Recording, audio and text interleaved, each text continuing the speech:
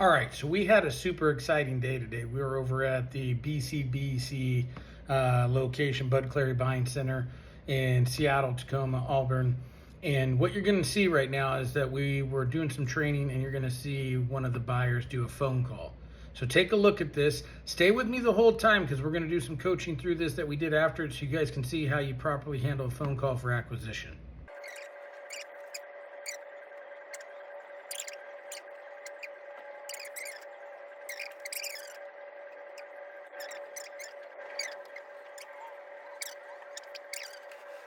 Yeah.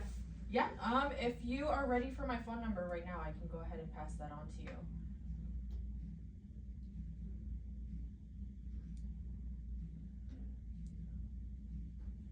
Okay. 32. 0732. All right, so you can see she's having a good time. Things are going well, and you can tell the conversation's moving. And then she says, "Okay, I'm ready to give you my phone number if you're ready for it." Now, listen, this is a great way to start communication, but there's a few things that we need to do a little bit better. Instead of offering our information and then being on the hope plan, let's do this a little bit differently. Let's say, okay, great. Now that we've exchanged some information, what's the best number that I can send you some more information and my direct number at? So you essentially want them to give you their information. Now this is going to be a two-part situation because what this allows us to do is get more communication from them and them engaging.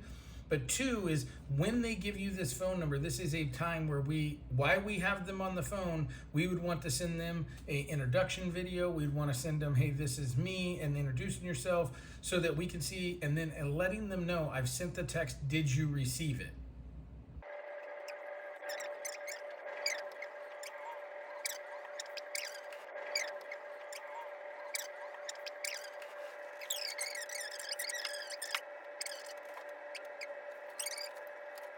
You look at your vehicle. I'm going to put it into my system, and I'm going to work the best that I can with all of my managers to fight for the best cash offer that I can give you.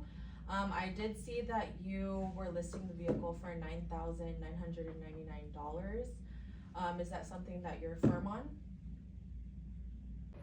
Okay, so here's a couple things, and we did this after the session, but I wanted to kind of go over this with you guys as a learning opportunity.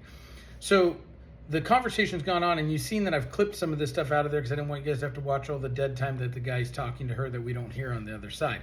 But then she says that her job is to work with all the managers. This is a big no-no. Okay, so you have to talk to multiple people to get them an evaluation or to get an answer. That sounds like we don't know what we're doing. Not to mention, how many people does it take to screw in a light bulb? Somebody's got to know how to put a value on this car, and we shouldn't need that many people to make a decision. So let's make sure that, hey, I'm going to be working this for you, and I'm going to make sure that I get my director or my evaluation manager to give us the highest value possible, like one person. Or you don't even have to bring your managers into the equation. You can say, I will make sure I get back to you with the highest offer possible. So that's the first thing. The second thing I want you guys to pay close attention to is she mentions what he has it listed for. This is fantastic. This is great. We did have a speed bump and a stumble here at the end of this because we said, okay, and I see you're asking that, and are you firm on that? This is a big no-no. This closes off the conversation, and this makes it to where we've got a no way out situation or conflict coming.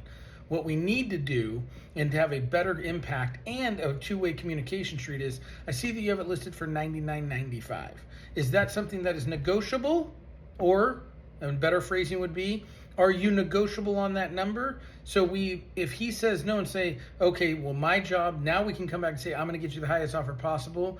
If he says he is negotiable, he says, great, let me work on the highest number I can get, and then we can start getting into that conversation. When we say that, are you firm, we're validating his price is valid, and most importantly, we're putting ourselves in a position to where if we don't get to his number, we have nowhere to go. So keep that in mind.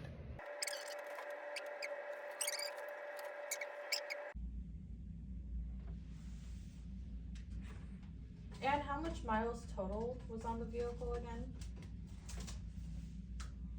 Okay, so we're having more conversations here. Now we're asking about the miles on the vehicle. Now, something we talked about after this call was over, but we can get into it in the moment, okay, is simply put, we should have our screen up. We should be looking at the vehicle. We should be looking at pictures. We should be asking a few more questions about some details. We should have all that information, and we should be more of a recap in this conversation of, okay, so you're asking this. It looks like we're looking at whatever vehicle it is with this many miles. And then we can ask some questions. When we start asking questions, it's almost like we don't know what we're talking about, or we're not prepared for this conversation. Make sure you're prepared once they get on the phone. Dial it up, key it up into your computer so we know what we're talking about together.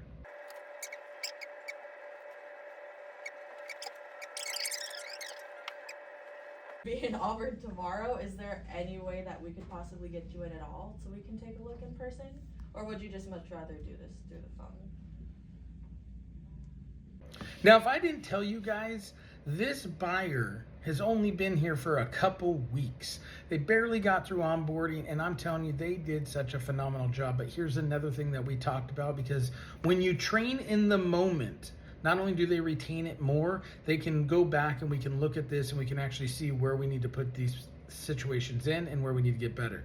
So when she's talking about she wished he was in town and could he come by, or do we want to do it over the phone? Not necessarily a bad thing, but we want to phrase it to where we're giving them options and that it's a convenience and a value building situation. So now the way we get you the highest values in the quickest amount of time is when you come in. So if we can make that happen, that's going to be the best situation for you.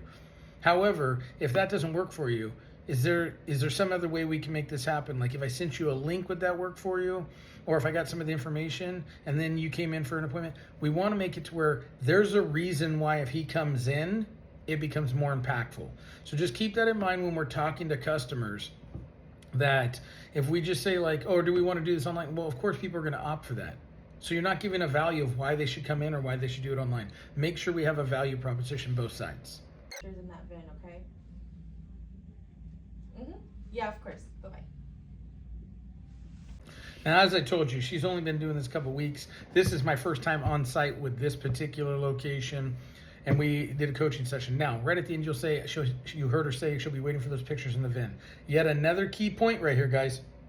When we got their phone number, when we asked for it rather than giving them ours, we could have then said, hey, could you go ahead? You got my message? Great. Can you go ahead and send me over the VIN?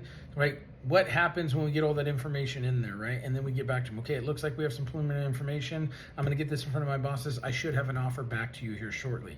Maybe you even have the ability to give it to them over the phone. Who knows, right? Depending on the situation. But when we're waiting for information, okay, we're on that hope plan. Let's not put ourselves in a plan of hope. Let's put ourselves in a plan of action and execution. Now, good news to this, you guys, is that person texted her as soon as we got off the phone call within 45 seconds. It worked out in our situation.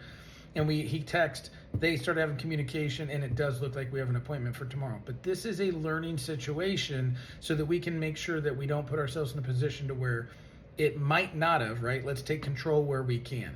So I hope this helps you guys. This was a very impactful session today. And you're going to see some other posts about how we bought a couple cars at these locations just with a couple tweaks and then going back and doing some follow-up. But I hope you found this very insightful. Hope this helps you guys. And if you're looking for coaching like this, in-depth, in the action, in the trenches, not just virtually, okay? I'm Darrell Steed. This is Street Smarts and Smartwolf Consulting. Let's have a conversation because we can get you to where you want to be just like this group is. Okay, and just doing things the right way and taking time to actually engage.